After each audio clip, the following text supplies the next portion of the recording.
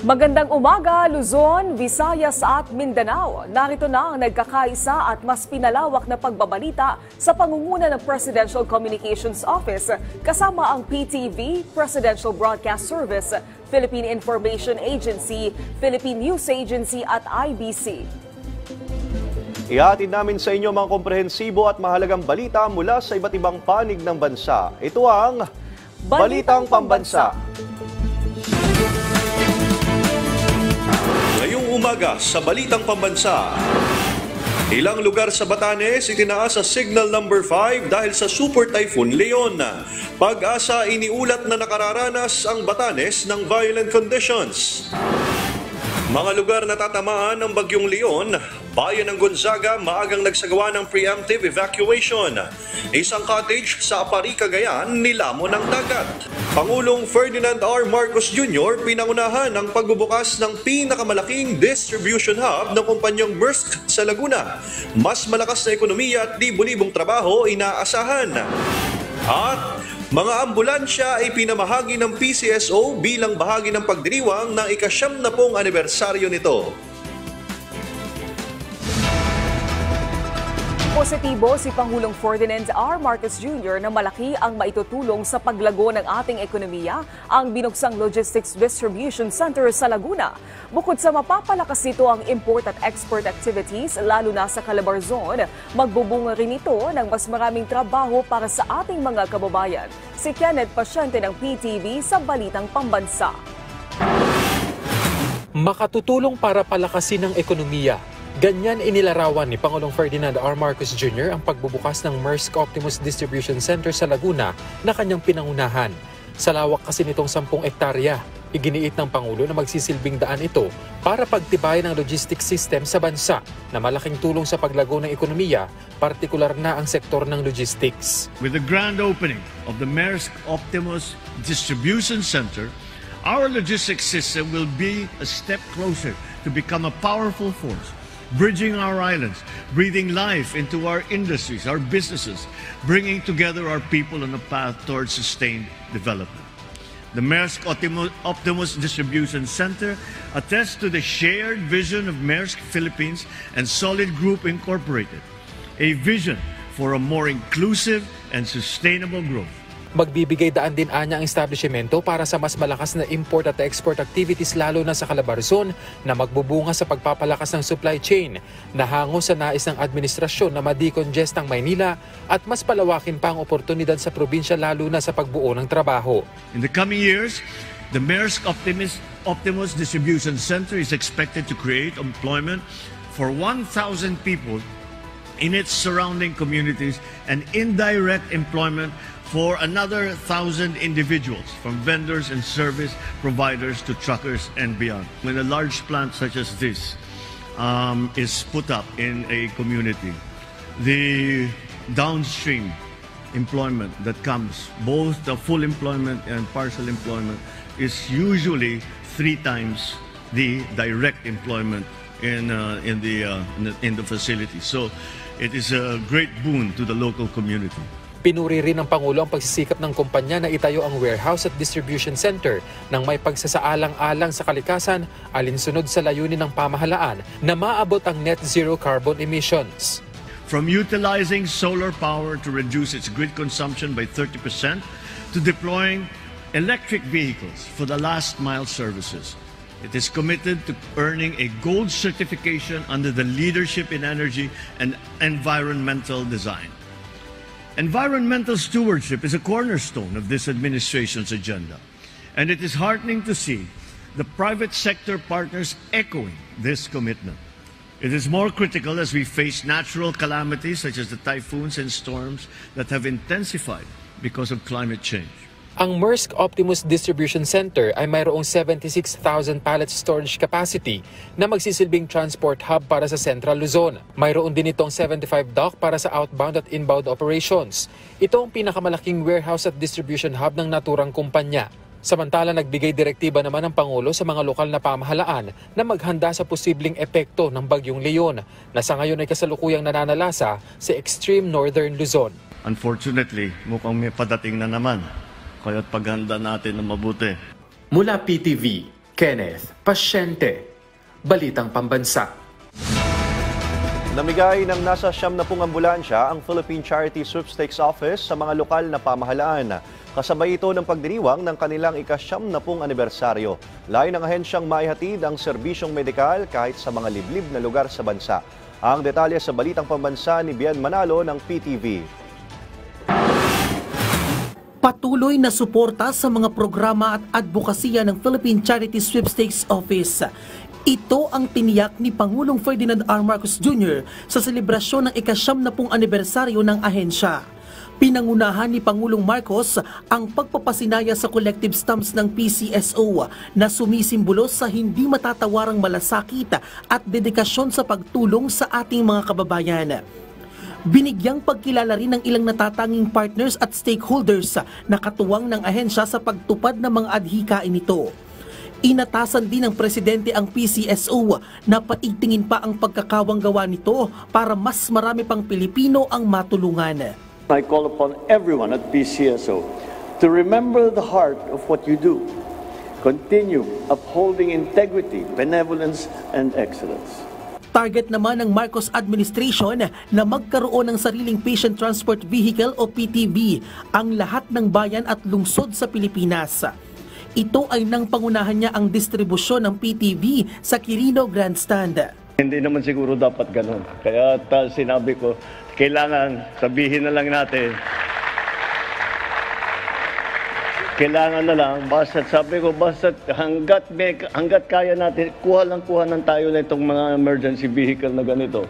At ikalat natin, wag na natin isipin kung saan pupunta, kung ito'y binoto ba tayo dyan, nanalo ba tayo dyan, wala nang ganun. Kung saan man nangailangan, magpapadala tayo. Samantala, siniguro naman ni PCSO General Manager Mel Robles na patuloy nilang susuportahan ang mga programa ng pamahalaan na magpapaangat sa pamumuhay ng bawat Pilipino. Ushered a watershed moment in our collective journey towards building a more compassionate society. It was a clarion call for all of us to engage in deep and fundamental transformations. Sa ngayon ay nakumpleto na ng PCSO ang pamamahagi ng emergency vehicles sa mga LGU sa Cebu at Bohol. Mula sa People's Television Network, Bien Manalo para sa Balitang Pambansa. Muling tiniyak ni Pangulong Ferdinand R. Marcos Jr. na handa ang pamahalaan sa posibleng epekto ng Bagyong Leon. Habang ang Office of Civil Defense naman, inaasahan na ang worst-case scenario na idudulot ng bagyo. Si Alvin Baltazar ng Radyo Pilipinas sa Balitang Pambansa. Alvin. Yes, handa ang gobyerno sa anumang hakbang na ipatutupad nito ngayong isa na namang bagyong nasa bansa at idineklara pang super typhoon. Ito ang siniguro ni Pangulong Ferdinand R. Marcos Jr. sa harap ng nararamdaman ng hagupit ng bagyong si Leon. Sa talumpati ng Chief Executive sa grand opening ng Maersk Optimus Distribution Center sa Calamba, Laguna, sinabi nitong nakakalungkot na may isa na namang sama ng panahon matapos ang bagyong Christine. Ganun pa man, gagawin naman anya nila ang lahat para sa kinakailangang preparasyon kaugnay ng bagyo. Fortunately, mukhang may padating na naman. Kaya't paghanda natin na mabuti. Sa impormasyon naman mula kay Undersecretary Ariel Nepomuceno ng Office of the Civil Defense, sinabi nitong ikinakasana nila ang ilang kailangang hakbang gaya ng replenishment ng food and non-food items at sisiguraduhin may sapat na tubig na magagamit ang mga maapektuhan ng bagyo. Dagdag ni Nepomuceno na may 1,200 teams na inihanda sila para sa Bagyong Leon habang handa rin silang magpatupad ng forced evacuations. Samantala, una nang nagbigay ng direktiba ang pamunuan ng National Electrification Administration sa kanilang team na una nang pinadala sa Batanes na mamalagi na lamang doon at huwag nang umalis. Ikinatwiran ni NEA Administrator Antonio Almeida na mabuting huwag na lang umalis ang kanilang tao sa lugar, lalo't naroroon na ang kakailanganing mga equipment sa sandaling muli silang magkasa ng restoration efforts sa Batanes. There are 7 teams in Batanes who are supposed to be sent off. Meaning to say, tapos na ang kanilang trabaho sa restoration from the effects of Typhoon Julian. but I gave a directive that the 7 teams still remain in the island of Batanes waiting for the landfall of Typhoon Leon. At least pag dumating ang Leon, nandun na yung mga equipment na dala-dala ng mga 7 teams na to. Kahapon pa lang ay nakipag-ugnayan na ang OCD sa halos 3,000 pamilya o mahigit 8,700 individuals sa Regions 1, 2 at Region 3. Mahigit 40,000 pamilya o mahigit 161,000 na katao naman sa Bicol Region ang nananatili pa rin sa evacuation centers. Mula sa Palasyo ng Malacanang, ako naman si Alvin Baltasar ng Radyo Pilipinas para sa Balitang Pambansa. Maraming salamat, Alvin Baltazar. Nakahanda na ang lalawigan ng Batanes sa hagupit ng Super Typhoon Leon. Itinali na ng mga residente ang kanilang mga bubong. Nilagyan din nila ng tapangko ang mga gusali sa tulong ng mga uniformed personnel. Samantala, inilipat na rin sila sa ligtas na lugar ang mga bangkang pangisda at pampasahero. Nakahanda na rin ang evacuation centers at relief goods, gaya ng mga pagkain at inumin para sa mga posibleng pagligas, lalo na sa mga nasa baybayin. Magdamag na binabantayan ng mga residente sa coastal area ng Santa Ana, Cagayan ng Super Typhoon Leon. Ang iba maagang lumikas dahil sa naglalakihang storm surge. Si Benji Durango ng PTV para sa Balitang Pambansa Live. Benji. Isang Super Typhoon Leon ang pinakamalakas na bagyong naramdaman sa Santa Ana, Cagayan ngayong taon. Kaya naman ang LGU ay buong magdamag na nagpuyat para bantayan ng mga residente, lalong-lalo na ang mga nakatira sa coastal areas. Maghapong naramdaman ang Super Bagyong Leon sa Santa Ana, Cagayan. Binayo ng malalakas na hangin at ulan ang bayan, lalo na ang Dalampasigan. So ito ngayon yung sitwasyon ng coastal area nitong Barangay Palawig. Napakalakas ng alon ng dagat, makikita naman ninyo. Sinasabayan pa ng malakas na buhos ng ulan at ihip ng hangin na may kasamang buhangin. Masakit sa balat. Itong nasa aking kanan, ito naman yung mga residente ng coastal area. Wala na naman yan, nagpuntahan na lahat sa evacuation center. Ang problema, yung banda roon, yun yung ilog ng Palawig River, na ngayon, ang water level niya ay nasa above normal level na. So may possibility na umapaw itong ilog at mag-cause ng baha dito sa malaking area ng kanilang barangay. Sa 16 na barangay ng Santa Ana, 12 dito ang nasa coastal area. Dahil sa naglalakihang storm surge, marami ang maagang lumikas. Kasama na ang news team ng PTV. So pinasilong tayo rito ng Pamilya Gabor. Ito yung naging evacuation natin. Pero actually kasi hindi na tayo makalabas. Mahirap na rin kasi na mag-cover dun sa labas dahil napaka-unsafe na. Kaya nung nakita nila tayo, sabi pasok kayo rito para safe. Ito yung kanilang pamilya, mga... Marami po salamat sa inyo. Bagamat gawa sa bato at bakal, umagos pa rin ang tubig mula sa bubong dahil sa lakas ng hangin. Tumutulo ito. Ano ba nangyari? Siguro sir, dun sa may mga pagitan ng yero at saka itong walling, dun pumapasok yung tubig. Pero ito na, pinaka-safe na lugar para sana makakover at makapagbalita. Safe to dahil nung ginawa namin to talagang nilagyan ko ng mga bakal to at saka may kable. Pero hindi pa rin nila maiwasang matakot sa pinakamalakas na bagyong naranasan nila ngayong taon. Kamusta ba? Ano bang pakiramdam mo sa hangin? Nakasuy, nakakatakot. Maswerte kami nakapagtago sa matibay na bahay kahit nasa baybayin ng Santa Ana. Pero ang mga residenteng nasa mahinang bahay, nagtungo na sa evacuation centers. Halos mapuno ng evacuee sa mga barangay tulad na lamang sa Palawig. Hindi rin nakaligtas sa storm surge ang barangay sentro sa Santa Ana. Pumasok sa komunidad ang tubig dagat, dahilan para ilikas sa mga residente. Sa Apari, Cagayan, nilamon ng dagat ang isang fisherman's wharf. Hindi nito kinayang malakas na alon kaya nahulog na sa dagat. Sa Gonzaga, Cagayan, nagsagawa rin ng preemptive evacuation sa ilang barangay doon. Tulong-tulong ang mga rescuer para maihatid sila sa mga evacuation center. Kabilang dyan ay ang evacuees ng Santa Ana. Walang supply ng kuryente at internet ang operation center ng Santa Ana.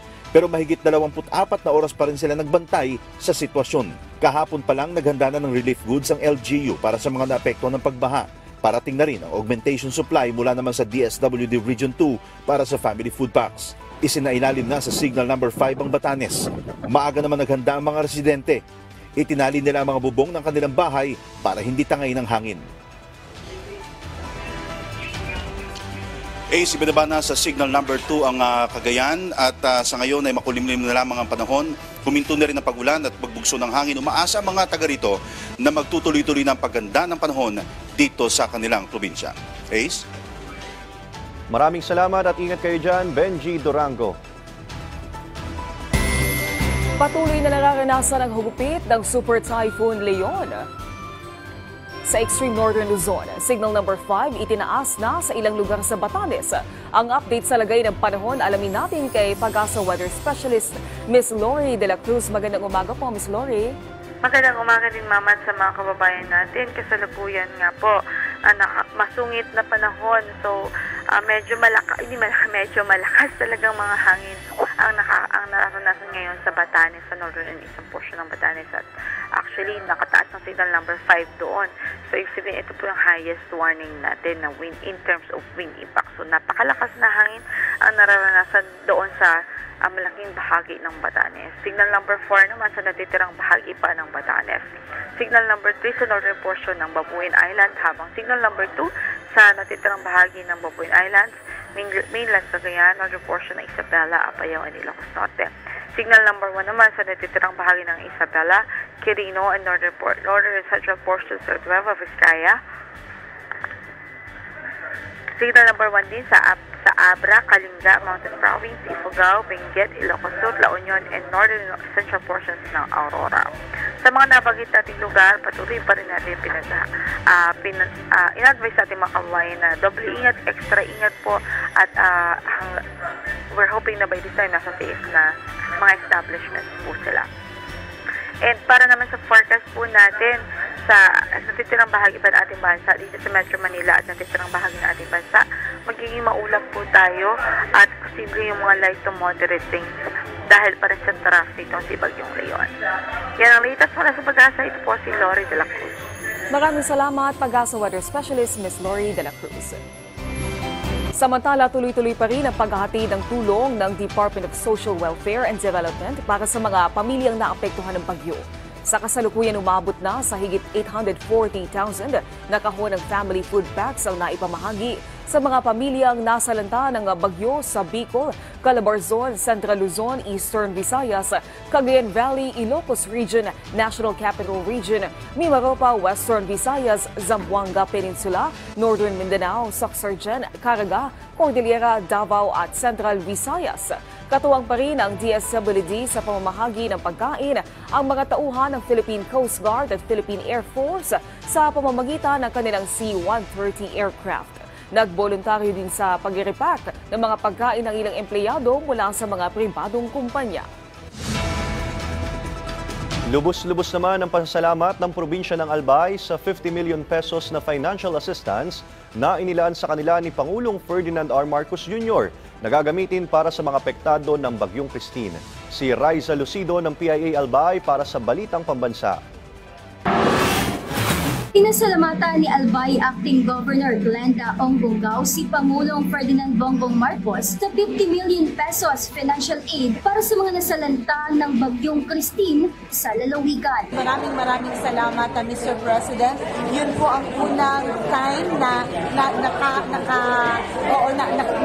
nagkaroon ako ng encounter with the President, and parang nakita mo talaga kung gaano talaga siya naging apektado din sa kung ano po ang sinapit, hindi lang ng Albay, but ng buong Bicol region. So damang-dama mo naman yung kanyang pagbibigay ng suporta sa lahat ng mga nasalanta ng bagyo. And sobra ko pong na-appreciate yun. Bilang bago kakaupo lang na gobernador, parang naisip ko na sa ganitong mga pagkakataon, katuwang talaga po natin ang national government. Iniulat ni Bungaw sa isinagawang press briefing kahapon na umabot na sa 143,560 families o 521,388 katao ang apektado ng Bagyong Christine. Nasa 1,847 dito ang nananatili pa rin sa mga evacuation centers dahil nasira ng baha at landslides ang kanilang mga tahanan. Ayon naman kay Albay Provincial Safety and Emergency Management Office Chief at Provincial Engineering Office Head Engineer Dante Baclao, daw, passable na ang lahat ng national roads and bridges sa lalawigan maliban sa ilang internal roads sa ilang munisipyo na matinding naapektuhan ng bagyo. Pinayagan na ring makabiyahe ang mga bus sa Legazpi City Grand Terminal patungong Manila at Visayas. Panawagan naman ang pamahalaang lalawigan sa mga nais mag-donate ng sleeping kits, kitchen utensils o kagamitang panluto, school supplies, diapers para sa mga bata at hygiene kits, makipag-ugnayan lamang sa opisina ng Albay Provincial Safety and Emergency Management Office sa 0945-873-1541. Mula sa Philippine Information Agency Bicol Region, Raisa Lucido para sa Balitang Pambansa. Naibalik na ang linya ng komunikasyon sa ilang evacuation center sa Bicol Region. Ito'y dahil sa mga itinayong satellites ng DICT sa ilang piling lugar. Si Rodrigo Victoria ng PIA Bicol Region para sa Balitang Pambansa. Nakagamit na ng kanilang mga cellular phones ang mga evacuees sa ilang evacuation centers sa Camarines Sur matapos mag-install ng VSAT, Starlink at free Wi-Fi ang DICT. Sinisiguro ng DICT na ang mga lokal na otoridad, first responders at ang mga apektadong komunidad ay may lapit sa mga communication channels upang mapadali ang ugnayan ng rescue, relief at recovery operations na kasalukuyang ginagawa sa mga apektadong lugar sa Bicol Region. Kabilang sa mga evacuation centers sa Bicol Region na na-identify at prioridad ng DICT Region 5 na kinabitan ng Starlink ay ang Agdangan Elementary School sa Bao, Camarines Sur na may 94 na evacuees. Paglipat ng mobile VSAT ng DICT-5 galing sa Pili Environment Disaster Management and Emergency Response Office sa PNP San Fernando sa San Fernando, Camarines Sur at na-reposition ng DICT-5 at 8 ang VSAT galing pang Pili para sa Buhi Municipal Evacuation Center sa Camsor na may tinatayang may sobrang 500 na evacuees. Very fortunate sir ang Camarines Sur at saka yung Legazpi, Albay kasi may connectivity naman po sila, may signal naman po doon sir, so walang problema. When it comes to call and text, very okay naman po. Yung mga areas lang na may brownout, doon lang nagkakaroon ng connectivity issues kasi pag may brownout yung area, yung mga cell sites doon, brown out din. Kung walang generator, wala silang signal, sir. So, yan yung very fortunate naman po yung Camarines Sur when it comes to connectivity. Nandito po tayo ngayon sa loob ng Government Emergency Communication System Mobile Operations Vehicle for Emergencies, isang specialized unit na may gamit na radio and satellite communication tools, internet access capabilities, mobile connectivity solutions upang palakasin ang communication efforts para sa Bicol Region. Mula sa Philippine Information Agency Bicol Region, Rodrigo Victoria para sa Balitang Pambansa. Daang vendors sa Vera Catanduanes ang nakatanggap ng tulong pinansyal sa ilalim ng ayuda para sa Kapos ang Kita program ng DSWD. May Balitang Pambansa si Juris De La Rosa ng Radyo Pilipinas Catanduanes. Labis ang tuwa ng mga market at fruit vendors sa Vera Catanduanes matapos makatanggap ng tulong pinansyal mula sa pamahalaan. Ito'y sa pamamagitan ng AKAP program o Ayuda para sa Kapos ang Kita program ng Department of Social Welfare and Development o DSWD sa pagkikipagtulungan ng Congressional District Office. Halos 400 vendors ang naging benepisyaryo nito kung saan nakatanggap kada isa ng 3,000 piso sa payout na isinagawa kahapon sa Barangay Calatagan Covered Court. Ayon kay Catanduanes Congressman Leo Rodriguez, prioridad ngayon ang mga vendor dahil sila yung malimit makaligtaan na bigyan ng ayuda lalo na ngayong mahirap ang sitwasyon. Tumaas kasi ang presyuhan ng kanilang suppliers dulot ng problema sa transportasyon sa Bicol at epekto sa mga magsasaka ng Bagyong Christine. Layo ng ayuda na makadagdag kahit papaano sa kapital o pangpuhunan ng mga ito upang hindi sila matigil sa paghahanap buhay. Nagpaabot naman ng pasasalamat ang mga vendor beneficiaries kay Pangulong Ferdinand Marcos Jr. para sa anilay malaking tulong na ito para maibsan ang kanilang nararanasang hirap sa ngayon. Malaking pasasalamat po kay Presidente Bongbong Marcos at kay Martin Romualdez sa pagtulong po sa amin dito bigay ng ayuda. Tapos lalong-lalo na po kay Congressman Leo Rodriguez. Hindi po dahil sa kanya, hindi po kami nakakuha ng dagdag puhunan sa aming negosyo. Ngayong araw ay tumulak naman ang DSWD team sa mga bayan ng Pandan at Bagamanok para doon patuloy na mamahagi ng tulong pinansyal sa mga benepisyaryo o sektor ng lipunan na naapektuhan ng dalawang magkasunod na sama ng panahon sa probinsya. Mula rito sa Radyo Pilipinas sa Vera Catanduanes, ako si Julis De La Rosa para sa Balitang Pambansa.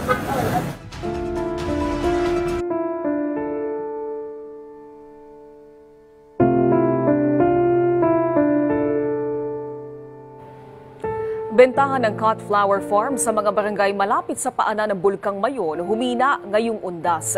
Nasira kasi ng Bagyong Christine ang kanilang sakahan. Si Nancy Mediavillo ng Radyo Pilipinas sa Balitang Pambansa. Binaybay ng Radyo Pilipinas Albay ang mga barangay malapit sa paanan ng Bulkang Mayon na mayroong cut flower farm na dinadayo ng mga mamimili kapag panahon ng undas. Ito ang barangay Alcala, Matnog at Mabinit. Naapektuhan ang mga farm na ito ng bagyong nagdaan, bagamat may kaunting natitira pa naman na maganda, subalit karamihan ay nasira dahil sa magkahalong mainit na panahon at nasundan ng mga pag-ulan dahil sa bagyo. Ang mag-asawang senior citizen na sina Santos Mendivil at Wilma Pugilia ay nadatnan ng team na namimitas ng natitirang mga bulaklak na hindi nasira ng bagyo. Sabi ni Ginoong Mendivil, halos 3% ng kanyang sakahan ang nasira. Malayo ang kanyang produksyon ngayong undas kumpara noong nakalipas na taon. Pag una bang mainit, pag umulan naman, sabayan ng bagyo. Ganyan na nangyari. May kahilingan si Ginoong Mendivil na sana mabigyan din sila ng ayuda. Inamin naman ni Nanay Wilma Pugilia na talagang humina ang kanilang bintahan ngayon kumpara noong nakalipas na taon. Kibrangan na so benta ng bulaklak ko. Ebenida naman ni Ginang Myla Banania ang pinakamabenta sa kanilang mga bulaklak, ang yellow gold. Ito yung mabenta sa amin kasi yung kulay. Magandang tingnan sa mata. Sa magkahiwalay na pahayag ni Punong Barangay Dennis Buwan ng Barangay Matnog, sinabi niyang halos 80% sa kanyang mga kababayan ay nagtatanim ng flowering plants. Mahigit 2,000 ang populasyon sa barangay na ito at sinabi niyang may ayudang darating sa kanyang mga kababayan. Sa ngayon wala pa naman, pero nag-purchase na po kami ng goods. And syempre meron din yung kagaya nito, yung Todi, Albay, Kong Joey. Sabi naman ni Punong Barangay Cesar Mansos ng Barangay Alcala na submit na ng kanyang tanggapan ang report si LGU Kamalig at kanyang sinabi ang populasyon sa kanyang barangay ay mahigit 4,000. Sa ngayon, naabot na kami ng 4,000. 1,000 mahigit yung aming household. Mula Radyo Pilipinas Albay, Legazpi City, Nancy Mediavillo para sa Balitang Pambansa. Mula kahapon ay fully booked na ang biyahe panorte sa bus terminal sa Camyas. Kaya naman ang ilang pasahero nag-aabang na lang mag-chance passenger. Si Mary Bastasa ng Radyo Pilipinas sa Balitang Pambansa. Mary.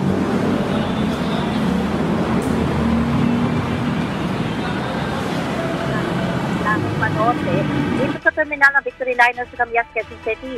Simula pa kahapon, fully booked na ang mga biyahe patungo ng Isabela at Tuguegarao City sa Cagayan at hanggang mamayang alas 11:30 na yan ng gabi. Kaya naman, chance passenger na lamang ang tinatanggap nitong terminal. Kabilang rin ito sa mga nabigyan ng special permit, kaya may mga dagdag na bus naman at extra tips sila mamayang gabi para ma-accommodate ang mas maraming pasahero. Sa ngayon, hindi pa ramdam ang dagsa ng mga biyahero dito sa naturang terminal.